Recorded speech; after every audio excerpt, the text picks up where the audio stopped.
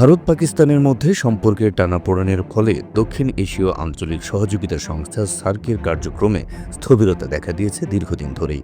ভারতের অসহযোগিতা আর অনাগ্রহের কারণে ঐতিহ্যবাহী এই আঞ্চলিক সংস্থাটি এখন কার্যতই অচল। এ অবস্থায় সার্কের বিকল্প হিসেবে নতুন একটি জোট গড়ার কাজ পুরোদমে এগিয়ে চলেছে, যার নেতৃত্বে আছে চীন এবং পাকিস্তান, সঙ্গে আছে বাংলাদেশও। তবে চীন পাকিস্তানের নেতৃত্বে গঠন হতে যাওয়া নতুন এই জোটে ভারত থাকছে কিনা তা নিয়ে শুরুতেই দেখা দিয়েছে সংশয়।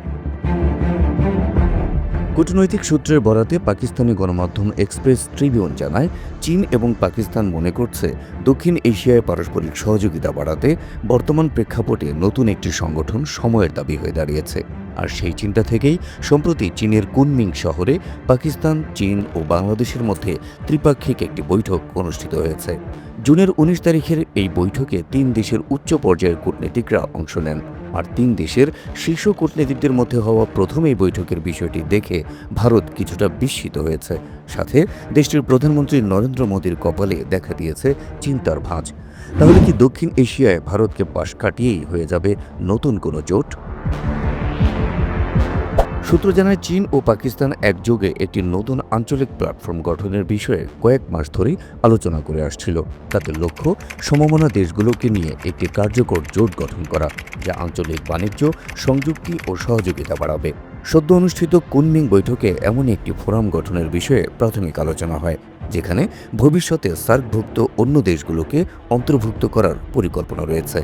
তবে ভারতের ভিন্নমুখী কৌশলগত অবস্থানের কারণে দেশটি এতে যোগ দেবে কিনা তা নিয়ে সংশয় প্রকাশ করেছে আয়োজকরাও।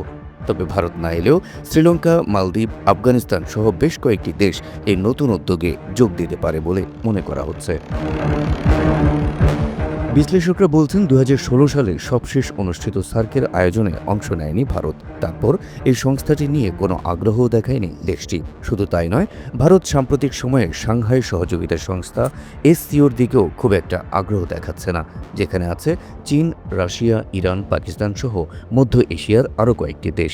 কিন্তু সবশেষ ২টি SCO সম্মেলনেও অংশ নেননি প্রধানমন্ত্রী নরেন্দ্র মোদী। ফলে এ অঞ্চলে বাণিজ্য ও অন্যান্য সহযোগিতা বাড়াতে নতুন একটি জোট গঠন করা অতি জরুরি হয়ে পড়েছে বলে মনে করছেন সংশ্লিষ্টরা। Habib Rasel, MTV online.